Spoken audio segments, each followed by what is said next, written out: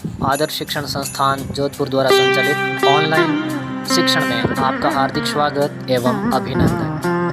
Please like and subscribe this channel. नमस्कार साथियों। जय श्री कृष्ण। आज अपन कक्षा 9वीं के विज्ञान विषय के अध्याय 7 जीवों में विविधता का भाग 3 लेकर आए हैं। भाग 2 तक अपने पढ़ा। वी टेकर द्वारा पंच जगत की अवधारणा दी गई। पंच जगत का मतलब 5 जगत, मोनेरा, प्रोटिस्टा, फंजाई, प्लांटी और एनिमेलिया। तो इससे पहले अपन ने 3 जगत पढ़ लिए थे। आज अपन चौथा जगत पढ़ रहे हैं जिसका नाम है प्लांटी यानी प्लांट जगत, पादप जगत। और 5वां जगत है एनिमेलिया। एनिमेलिया मतलब एनिमल शब्द से, जानवर से, है ना। तो प्लांटी जगत आज अपन पढ़ते हैं वी टेकर द्वारा पंच जगत की अवधारणा। मैंने पहले भी बताया था, कई बार सवाल पूछा जाता है पंच जगत की अवधारणा किसने दी, तो वी टेकर ने दी, याद रखना, ठीक है ना। अब है हमारा प्लांटी जगत। यह जगत बहुकोशिकीय और यूकेरियोटी होते हैं, यानी शरीर में शारीरिक संरचना में बहुकोशिकीय होंगे और यूकेरियोटी जीव होंगे, है ना। ये चीज़ आप ध्यान रखना, यूकेरियोटी होंगे और बहुकोशिकीय होंगे, ठीक है ना। इसके बाद आता है इसकी शारीरिक संरचना में जो इसकी कोशिका होती हैं, जो उसका कोशिका का बाह्य आवरण होता है वो कोशिका भित्तिका पाया जाता है। ये ध्यान रखना, बहुकोशिकीय है, यूकेरियोटी है और इसमें पाई जाने वाली कोशिका का बाह्यतम आवरण यानी जिसको अपन कोशिका का आवरण कहते हैं वह कोशिका भित्तिका। और कोशिका भित्ति उसमें किसकी बनी होगी? सेल्यूलोज की बनी होगी। किसकी बनी होगी? सेल्यूलोज की, ठीक है ना। इसके बाद आता है पोषण प्रणाली के आधार पर यह जगत स्वयंपोषी होता है, ठीक है ना। ये ध्यान रखना, इस जगत में जो भी जीव पाए जाएंगे वह स्वयंपोषी होंगे, अर्थात प्रकृति से जल, कार्बन डाइऑक्साइड, खनिज लवण, सूर्य का प्रकाश ये लेकर प्रकाश संश्लेषण प्रक्रम द्वारा क्लोरोफिल वर्ण की उपस्थिति में ये अपना भोजन स्वयं बनाते हैं। प्रकृति का एकमात्र जगत ये है जो अपना भोजन स्वयं बनाता है, ठीक है ना। जिसको किस जगत में रखते हैं? प्लांटी जगत में रखते हैं। अब इसके बाद आता है इस वर्ग के जो जीव होते हैं या इस जगत के जो सजीव होंगे वे अचल होंगे, अर्थात वो एक जगह पर जीवंत पर्यंत स्थिर रहेंगे। और इसमें कौन सा जगत आता है? समस्त पादप जगत। वी टेकर की पंच जगत की अवधारणा में प्लांटी जगत में पादप जगत को रखा गया है, जिनकी मुख्य विशेषता बहुकोशिकीय, यूकेरियोटी, कोशिका भित्ति का आवरण, प्रकाश संश्लेषण प्रक्रम द्वारा क्लोरोफिल वर्ण की उपस्थिति में अपना भोजन स्वयं बनाना और प्रकृति में अचल, ठीक है ना। इसके बाद आता है एनिमेलिया जगत, ठीक है ना। एनिमेलिया जगत भी इन्हीं के प्रकार बहुकोशिकीय और यूकेरियोटी होंगे, ठीक है ना। इसमें भी ये बहुकोशिकीय और यूकेरियोटी ये इनकी समानताएं है। कुछ भिन्नताएं होगी तो कुछ क्या होगी? समानताएं होगी। अब इस जगत के जीवों की शारीरिक संरचना में बाह्यतम जो कोशिका का आवरण है वह कोशिका झिल्ली का होगा। देखो अपने इसमें क्या पढ़ा?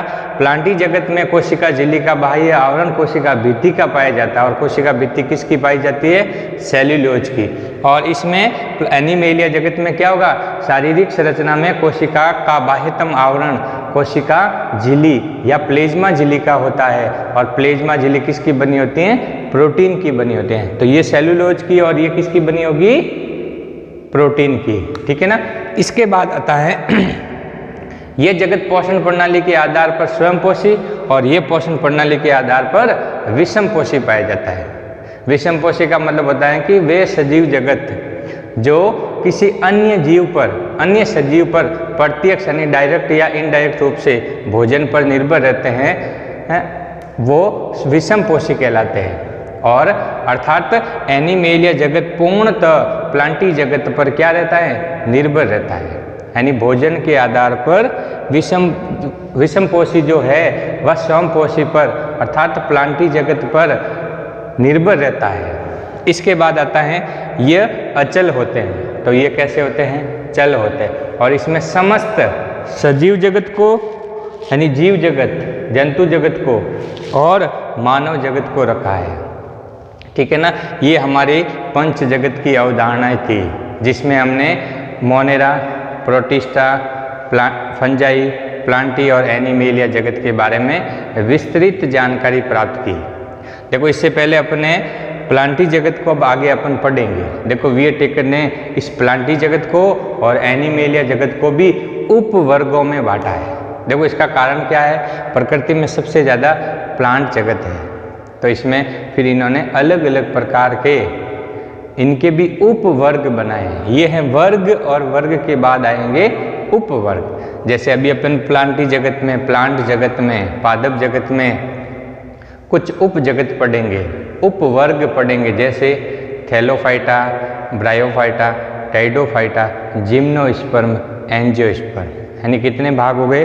थैलोफाइटा 1, ब्रायोफाइटा 2 और एंजियोस्पर्म टाइडोफाइटा 3, एंजियोस्पर्म 4 और जिम्नोस्पर्म 5। ये 5 जगत अपन किस में पढ़ेंगे? प्लांटी जगत में। फिर इसके बाद अपन एनिमेलिया जगत के भी उपवर्ग पढ़ेंगे। तो अपन का अगला जो वीडियो रहेगा हमारा इस प्लांटी जगत के उपवर्गों का रहेगा। ठीक है ना, इसमें अपन प्रत्येक दिन एक उपवर्ग के बारे में पढ़ेंगे। ठीक है ना, उसका विस्तृत वर्णन, जीवों की विशेषताएं और उसके साथ में कुछ एग्जाम्पल और एक सचित्र वर्णन। ठीक है ना, तो आपको भी अपनी कॉपी में इसी प्रकार से करना है। पहले जगत का नाम, फिर इन जीवों की विशेषताएं, फिर इस जीवों का उदाहरण, यानी इसमें कौन से जीव आते हैं, उसके बाद एक सुंदर सा आपको चित्र अपनी कॉपी के अंदर बनाना है। ठीक है ना, इस प्रकार से ये हमारा प्रत्येक दिन का आगे का अब हमारा गृह कार्य रहेगा। ठीक है ना, आज हमारा गृह कार्य ये प्लांटी जगत और एनिमेलिया जगत का रहेगा। ठीक है ना, जिसका PDF मैं अपनी डिस्क्रिप्शन में भेज दूंगा। ठीक है ना, इस वीडियो को ज़्यादा से ज़्यादा लाइक शेयर करें और भैया बहनों तक ज़्यादा से ज़्यादा पहुंचाने का कष्ट करें। धन्यवाद।